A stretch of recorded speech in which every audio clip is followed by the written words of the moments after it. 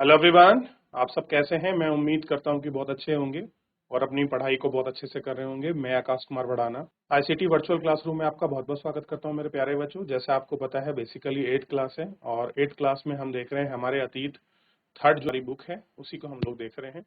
तो जो बच्चे अपनी क्लासों में अभी तक नहीं बैठे हैं कृपया सब लोग शांति से अच्छे से बैठ जाइए मेरे प्यारे बच्चों। चलिए ठीक है। तो हम लोग कल देख रहे थे चैप्टर नंबर 3 को 12वीं शताब्दी से 15वीं शताब्दी। तो इसमें हमने आपका कुछ चीजों के विषय में आपका पढ़ लिया था।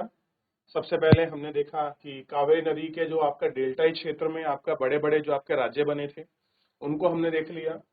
दिल्ली राजधानी कैसे हुई, महत्वपूर्ण शहर दिल्ली कब बना, 12वीं शताब्दी में।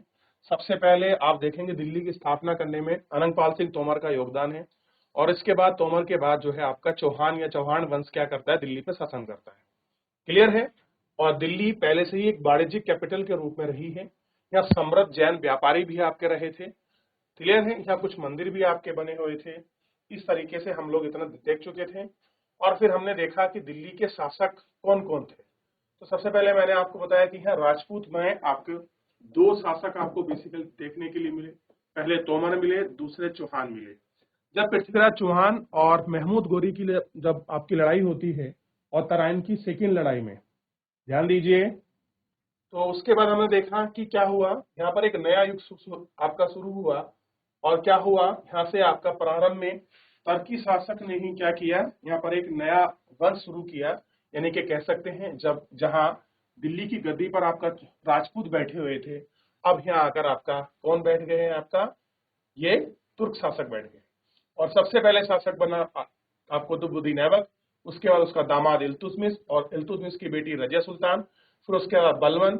जैसे ही आपका कुछ ये तुगलक वंश आपका समाप्त होता है शुरू वाला, उसके बाद हम लोग फिर क्या देखें, खिलजी वंश को हमने पढ़ा।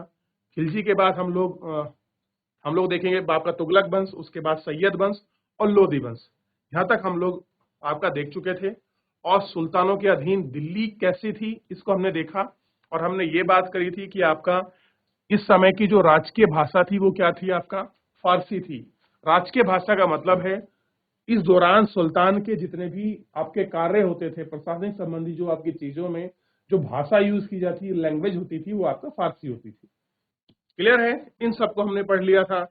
कैसे जन्मसिद्ध आधार थे, कैसे लिंग भेद था, और कैसे आपका 1336 में इल्तुतमिश की बेटी रजिया सुल्तान जब गद्दी पर बैठी तो उस समय का प्रसिद्ध इतिहासकार मिनाज सिराज ने उसने हर चीज को एक्सेप्ट किया कि रजिया के अंदर शासक बनने वाले सारे गुण थे, लेकिन एक ही उसमें दोष था कि वो क्या थी, एक आपका महिला थी। इनको हम देख चुके हैं। मिनाज सिराज के बारे में ने आपका रजिया के विषय में लिखा है और कातकीय वंश की आपकी महारानी रुद्रमा देवी के बारे में भी कुछ बताया है और ऐसी ही एक किद्दा के विषय में भी आपको बताया है। ठीक है। तो यहां तक हम लोग आपका पढ़ चुके थे।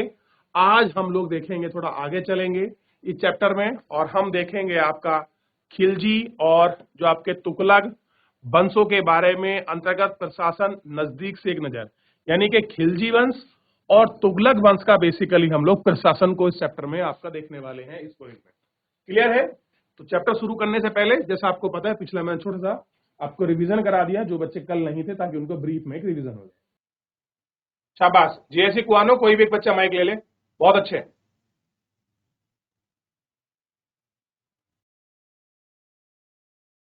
हेलो हाँ, सर, क्या नाम है आवाज आ बेटा रही है? आपका? आ रही है आवाज। क्या नाम है आपका?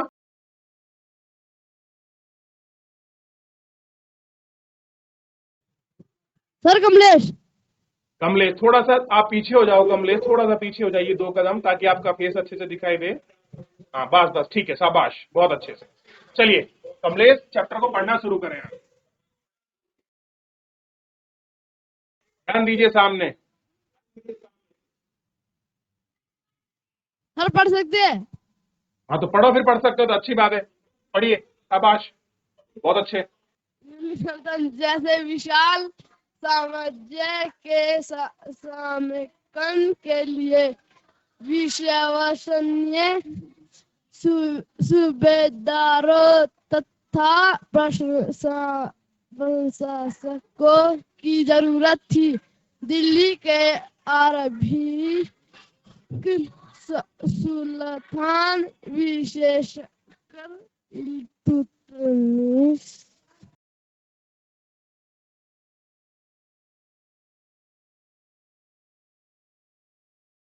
पढ़िए बेटा, सामने देख के पढ़िए। बच्ची माइक ले ले बेटा, आप ले लो कोई और माइक।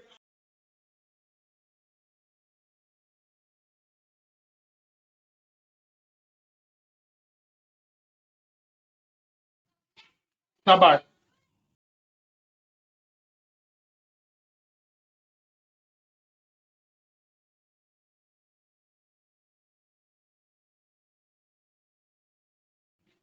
जैसी कौन हो, बैठ जाइए बेटा। आप पढ़ नहीं रहे हैं, आप बात कर रहे हैं। बैठ जाइए आप, बैठ जाओ आप, कोई बात नहीं। दिल्ली सल्तनत जैसे विशाल साम्राज्य में समकेशन के लिए विश्वसनीय सूबेदार और प्रशासकों की जरूरत थी। कह रहे कि जितना बड़ा साम्राज्य था दिल्ली सल्तनत का, उसमें आपके विश्वसनीय सूबेदार और प्रशासक की जरूरत थी, जो साम्राज्य को अच्छे से चलाते, उसकी देखरेख करते, उसके लिए आपकी जरूरत थी। दिल्ली के आरंभिक सुल्तान विशेषकर इल्तुतमिश सामंतों और जमींदारों के साथ अपने विशेष गुलाम को सुबेदार नियुक्त करना अधिक पसंद करते थे। अब वो कह रहे हैं कि अब एक कहानी इल्तुतमिश के बारे में बता रहे हैं कि इल्तुतमिश के कुछ सावंत थे, कुछ उनके क्या जमींदार थे।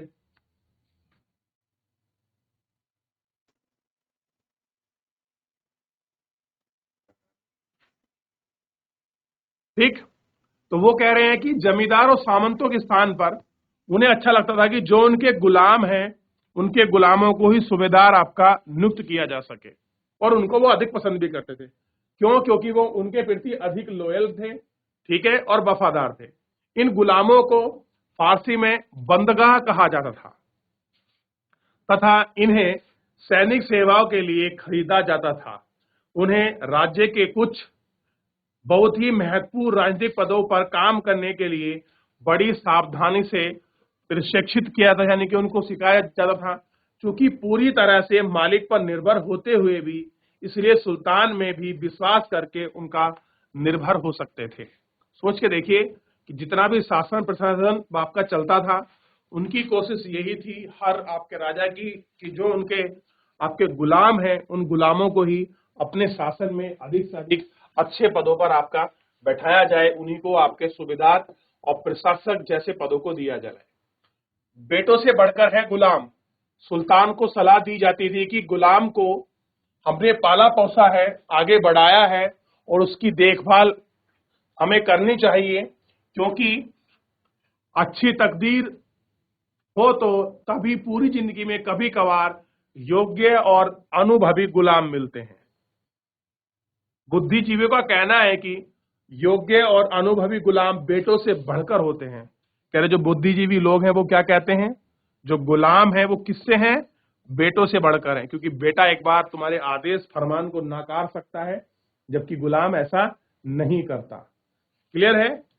क्या आपको गुलाम के बेटों से बढ़कर मना करने का कोई कारण समझ आता है? आइए आगे देखते हैं। कह रहे खिलजी तथा तुगलक शासक बंदगाहों का इस्तेमाल करते थे और साथ ही अपने आश्रित निम्न वर्ग के लोगों को भी ऊंचे राजनीतिक पदों पर बैठाते रहे। सबसे बड़ी बात है, अपने गुलामों का इन्होंने हर जगह इस्तेमाल किया है, और जो भी आपके निम्न वर्ग के लोग थे उनको भी क्या किया? ऊंचे राजनीतिक भाव के पदों पर बैठाया, उनको सैनिक सूबेदार और उनको मनसबदारी जैसी व्यवस्थाएं भी दी। ठीक, और ऐसे लोगों को सेनापति सूबेदार जैसे पद दिए, और लेकिन इनसे राजनीतिक अस्थिरता पैदा हो गई। कह रहे जो लोगों को आपका पद दिए, सैनिक सूबेदार बनाया, सब ठीक था, लेकिन इसमें जो था पॉलिटिकल अनस्टेबिलिटी शुरू होगी, राजनीतिक अस्थिरता। और क्यों ना होगी राजनीतिक अस्थिरता? क्योंकि गुलाम और आश्रित अपने मालिकों और संरक्षकों के प्रति वफादार रहते थे, मगर उनके उत्तराधिकारियों के प्रति नहीं। अब कारण क्या था? अगर कोई गुलाम है, वो गुलाम किसके प्रति वफादार था? जो उसका मालिक है, ना कि उसके बेटों के लिए। समझ रहे हैं? अगर कोई गुलाम है तो वो किसके लिए है? मालिकों के लिए, उनके बच्चों के लिए नहीं था। सुल्तानों के अपने नौकर होते थे। फलस्वरूप किसी नए शासक के सिंहासन पर बैठते ही प्राय नए और पुराने सरदारों के बीच टकराहट शुरू हो जाती थी। अब कोई नया शासक किसी सिंहासन पर बैठ गया है तो वो अपने शासक लाएगा, पुराने और नए में कॉन्फ्लिक्ट हो जाएगा और यानी कि टकराव शुरू हो जाएगा। सुल्तान द्वारा निचले तबके के लोगों को संरक्षण दिए जाने के कारण उच्च वर्ग में कई लोग को गहरा धक्का लगा। जब लोगों को पता लगा कि भैया ये तो उच्च वर्ग के लोगों के साथ साथ आपका निम्न वर्ग के लोगों को भी अच्छे स्थान दे रहा, तो उनको धक्का लग गया, शौक हो गया कि ये कैसे हो सकता है, ये पद तो हमेशा हमारे लिए बने रहे हैं। ठीक, फारसी तारीख के अनेक लेखकों ने निचले खानदान के लोगों को ऊंचे पद पर बैठाने से दिल्ली के सुल्तान की आलोचना भी की है। कह रहे जो कुछ आपके अच्छे लोग थे, जो उस समय बहुत उनका मान सम्मान था, उनके स्थान पर उन्होंने निचले लोगों को रखा, तो इससे क्या हुआ, दिल्ली का जो सुल्तान था उसकी आलोचना की गई, इसने निम्न लोगों के लोगों को शासक बनाया है, मतलब उनको सेना में या प्रशासन में हिस्सा दिया है। अब कह रहे हैं सुल्तान महमूद तुगलक के अधिकारी जन।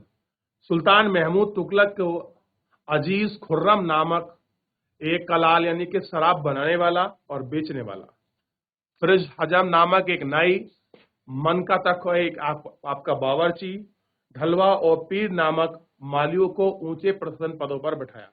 इसने मोहम्मद बिन तुगलक ने, इन्हीं को कहते हैं MBT।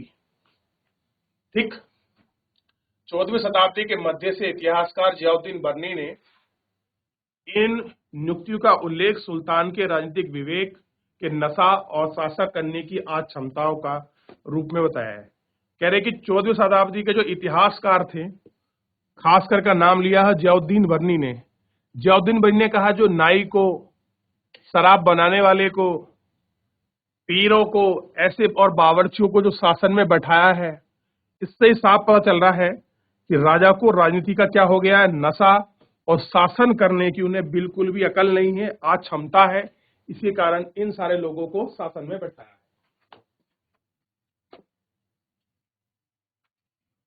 कैसे किया है, इन सारे लोगों को शासन में बैठाया, और इन सारे लोगों को शासन में बैठाने से क्या हो गया था, पॉलिटिकल अनस्टेबिलिटी शुरू हो रही थी, क्योंकि वो लोग इनसे आपका जो ऊंचे वर्ग के लोग थे, इन लोगों से आपका सामाजिक दूरी बनाते थे इस समय, और यही कारण था कि लोग सुल्तान की भी आलोचना करने लगे थे। ठीक,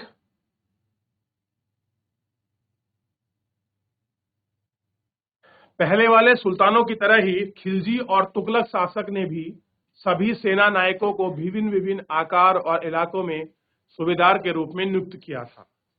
क्या किया था, जिस तरह से खिलजी और शासकों ने आपका हर जगह आपका नियुक्ति दी थी, इनको भी अलग अलग सूबेदार को अलग अलग जगह उनको नियुक्त किया था, और उन्हें संभालने वाले अधिकारी इक्तादार या आपका मुफ्ती कहलाते थे। अगर कोई किसी शासन का, कोई क्षेत्र का सूबेदार है तो उस सूबेदार को क्या कहा जाता था, इक्तादार या मुफ्ती कहा जाता था। क्या था, किसी क्षेत्र को संभालने वाले लोग को इक्तादार या मुफ्ती कहते थे।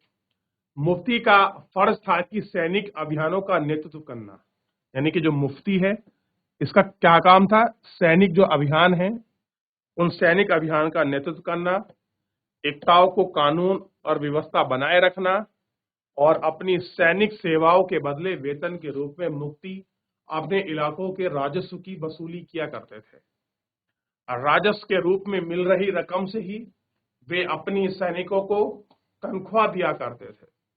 जो उनके मुक्ति के इलाके से जो भी आपका राजस्व यानी कि जो कर था, जो उसको वो आपका वसूलते थे, उसी कर से वो क्या दिया करते थे, उसी कर वसूले से वो उनको वेतन वगैरह जो था वो रकम रूप में मिलती थी, वही अपने सैनिकों को आपका तनख्वाह के रूप में देते थे। यानी कि अगर आप किसी क्षेत्र के मुफ्ती आपको नियुक्त किया गया है, आप वहां का टैक्स कलेक्शन करोगे, उस टैक्स कलेक्शन से ही क्या होगा मेरे प्यारे बच्चों, आपको राजस्व मिलेगा, उसी राजस्व से अपने जो सैनिक आपके पास हैं आप उनको वेतन वगैरह सब कुछ क्या दोगे, उन्हीं को दोगे। ठीक है, मुफ्ती लोगों को काबू रखने का सबसे प्रभावशाली तरीका था उनका पद वंश परंपरा से ना चले, ना ही कोई इसमें एकता थोड़े समय के लिए ही उन्हें मिले। पहले मतलब क्या थी कि अब अगर कोई पिता इक्तादार है तो उसका पुत्र भी ना बने, और कोई थोड़े समय के लिए इक्ता ही मिले। अगर ज्यादा समय लंबे के लिए मिलेगी तो वो क्या करेगा, वहां डिक्टेटरशिप जैसी स्थिति हो जाएगी, जिसके बाद उसका स्थानांतरण यानी कि ट्रांसफर कर दिया जाएगा। आज मान लीजिए आप उत्तरकाशी के इक्तादार हैं, आपको 6-7 महीने के बाद आपको हरिद्वार, नैनीताल, उधम सिंह नगर, चंपावत कहीं का भी बनाया जा सकता था। ऐसी इस समय आपकी परंपरा और प्रस्ताति बनी हुई थी कि उनका ट्रांसफर जरूरी था। क्लियर है? सुल्तान अलाउद्दीन खिलजी और मोहम्मद तुगलक के शासनकाल में नौकरियों के इन कठोर नियम की बड़ी सख्ती से पालन होता था। कह रहे जो नियम बनाया है, इन नियमों का बड़ी सख्ती से पालन होता था। मुफ्ती लोगों द्वारा एकत्रित किए गए राजस्व की रकम के हिसाब से लेने के लिए राज्य द्वारा लेखा अधिकारी नियुक्त किया जा सकता था। इस बात का ध्यान रखा जाता था कि मुफ्ती राज्य द्वारा निर्धारित कर रहे वसूल जो आपका टैक्स जो आपका निर्धारित किए गए हैं, उनको जो वसूलने तथा तय संख्या के अनुसार ही सैनिक रख सकते थे। यानी कि जितना टैक्स वसूलने हैं उसी के मुताबिक आपको सैनिक रखने हैं। तो इस तरह की व्यवस्था के साथ ये लोग अपने शासन प्रशासन को आपका चला रहे थे। इस तरीके से उन्होंने शासन करना शुरू किया। एक बार देख लीजिए, फिर आगे।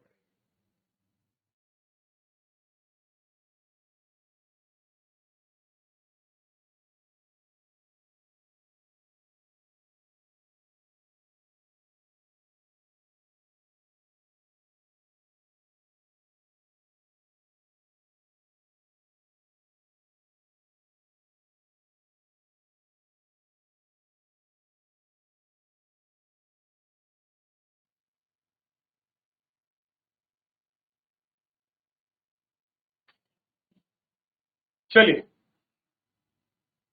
तो शासन कैसा था, कैसे इक्तादार थे, कैसे टैक्स वसूल रहे थे, क्या उनकी परंपराएं थी, कैसे ट्रांसफर थे, ये सारी चीज देख लें। आगे बढ़ते हैं।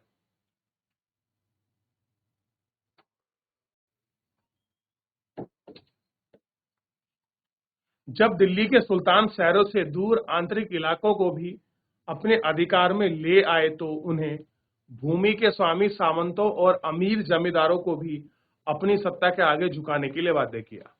जब उन्होंने दूर के किसी आंतरिक क्षेत्रों को इकट्ठा किया, मान लीजिए किसी क्षेत्र पर उन्होंने आक्रमण किया, उसके शासन में अपने मिला लिया, तो उस गांव का जो भी कोई गांव था दूर दराज, वो भी उसके अंदर आता था। अब वो कैसे करे कि वहां तक शासन प्रशासन पहुंचे?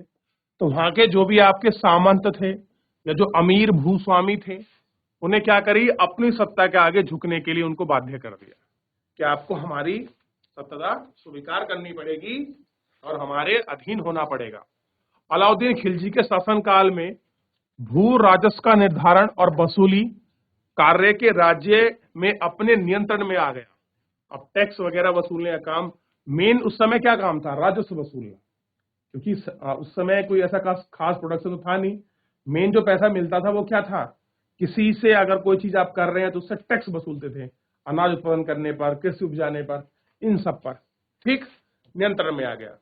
स्थानीय सामंतों से कर लगाने की अधिकतम छीन लिया गया, बल्कि उन्हें स्वयं भी कर चुकाने के लिए बाध्य किया गया। इन्हें, जो आपके जमींदार थे। सुल्तान के प्रशासकों ने जमीन की पैमाइश और उसके हिसाब किताब में बड़ी सावधानी से रखा। जो उनके प्रशासक थे उन्होंने जमीन की आपकी पैमाइश की कि कितने पास किसकी जमीन है, इसका हिसाब भी रखा। और कुछ पुराने सामंतों और जमींदार के राजस्व निर्धारण की वसूली अधिकारी के रूप में सुल्तान की नौकरी करने लगे। उस समय 3 तरह के आपके कर थे। पहला था कृषि कर। कैसा था? कृषि कर, जिसे खराज कहा जाता था, जो किसानों की उपज पर लगभग 50% होता था। 50% मतलब जानते हो, आपके पास 10 बोरी गेहूं हुआ तो 5 बोरी आपका खराज यानी कि राजा उसे टैक्स के रूप में ले जाएगा। एक था मवेशियों का कर, आपने कितने जानवर पाल रखे उस पर टैक्स लगता था। एक था घरों पर कर, जो आप घर हैं, जैसा आपका आज भी लगता है हाउस टैक्स। चलिए आप मुझे बताइए, वर्तमान में हाउस टैक्स को कौन लगाता है? वर्तमान में जो हाउस टैक्स है उसको कौन लगाता है? देखिए,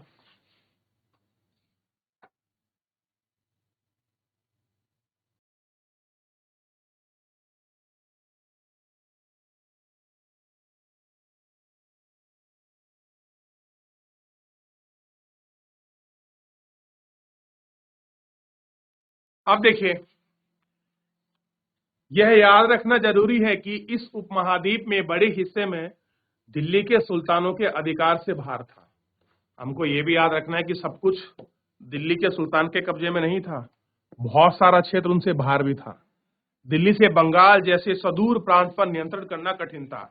अगर कोई व्यक्ति दिल्ली में शासन कर रहा है, उसके लिए बंगाल में शासन करना बड़ा कठिन था। क्लियर है? उसे प्रांतों का नियंत्रण करना कठिन था और दक्षिण भारत की विजय के तुरंत बाद ही पूरे क्षेत्र पर फिर से स्वतंत्र हो गए। अब मान लीजिए, थोड़ा सा ये देख लीजिए, यहां है दिल्ली। दिल्ली ने किसी इस क्षेत्र को जीत लिया, ठीक है, जीत के चले गए। जैसे ही वापस जाते थे ये फिर फ्री हो जाते थे। अब दिल्ली से आप सोच के देखिए, अगर यहां वो शासन कर रहे हैं असम वाले क्षेत्र में, तो जब तक वो जाएंगे उसके बाद वो अटैक करेंगे, उसको अपने कब्जे में ले लेंगे।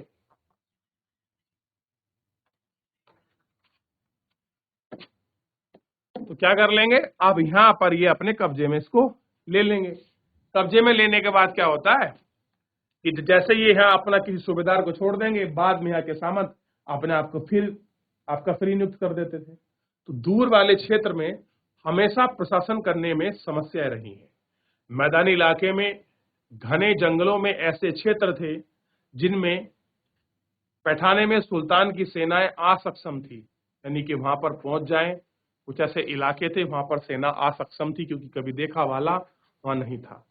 स्थानीय सरदारों ने इन क्षेत्रों के अपना शासन जमा लिया था। आप देखते हैं कहीं पर जमींदार, लोकल छोटे छोटे राजा रजवाड़े बन गए और उनका वहां पर क्या हो गया, अपना कब्जा हो गया था। इस जगह पर पूरा जहां कब्जा कर रहे थे। क्लियर है? अलाउद्दीन खिलजी और मोहम्मद तुगलक ने इन इलाकों पर जोर जबरदस्ती अपना अधिकार जमा लिया, पर वह अधिकार कुछ समय तक ही तक रहा, उससे ज्यादा वो नहीं रह पाए। क्लियर है? क्योंकि जमींदार उनका उससे ऊपर चला गया था। क्लियर है? तो फिलहाल आप देखिए कैसे अलाउद्दीन खिलजी ने और मोहम्मद बिन तुगलक ने भारत के कैसे क्षेत्रों पर शासन किया है, इसके विषय में थोड़ा सा और पढ़ लीजिए। मिलते हैं नेक्स्ट लेक्चर में, तब तक अपना ध्यान रखिए, स्वस्थ रहिए, अपनी पढ़ाई को बहुत अच्छे से करते रहिए। मुझसे जुड़ने के लिए आपका बहुत बहुत धन्यवाद।